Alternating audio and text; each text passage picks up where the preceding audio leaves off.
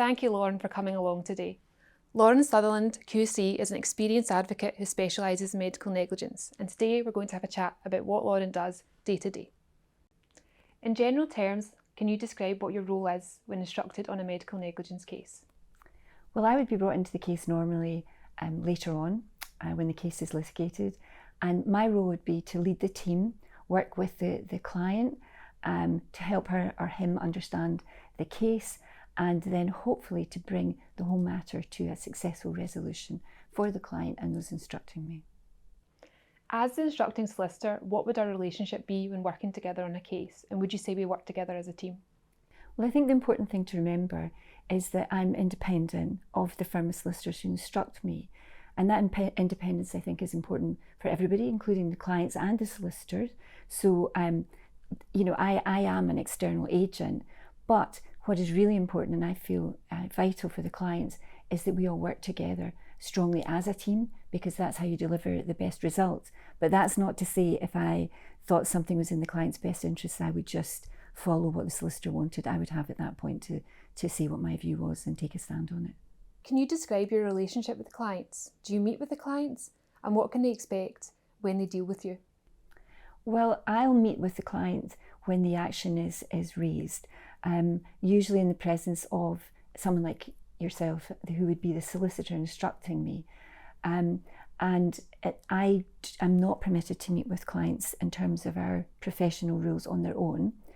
The clients are really the driving force and motivation for the action, so I do like to get to know my clients, get to know what's important to them, and also I like to involve them in the case as much or as little as they really want, as you know.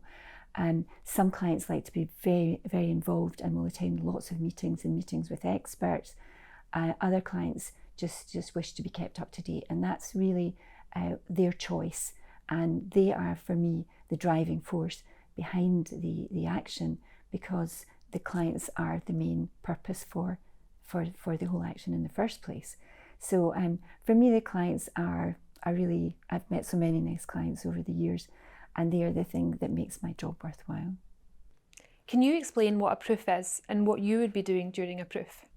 So the proof is the court hearing that would come at the end of all the preparations for the case, and that is held in front of a judge, and I would appear in court for the client, and I would head up the team that is running the case. What I would do is lead all of the evidence that I feel I need to succeed in the case, and the defenders, who might be the hospital or the GPs, they would lead their evidence at that time as well, and I would be involved in cross-examining.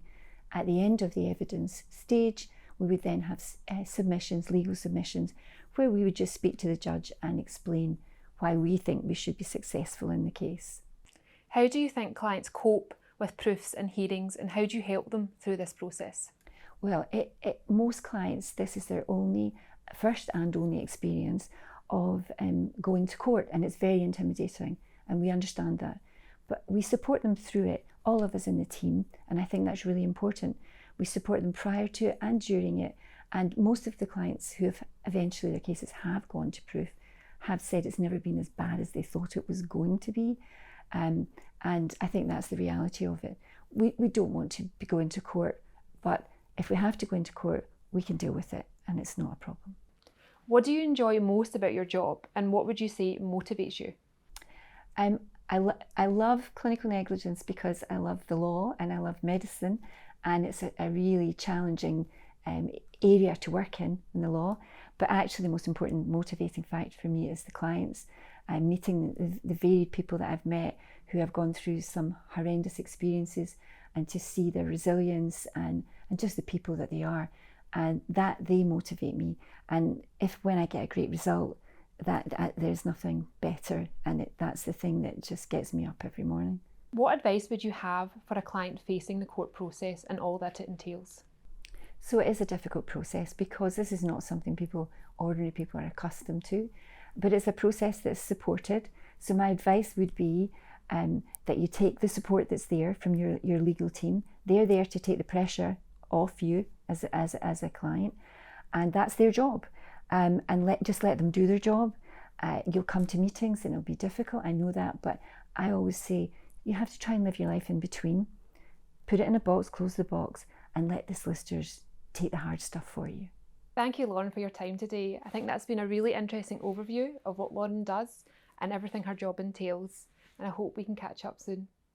Thanks, Elizabeth.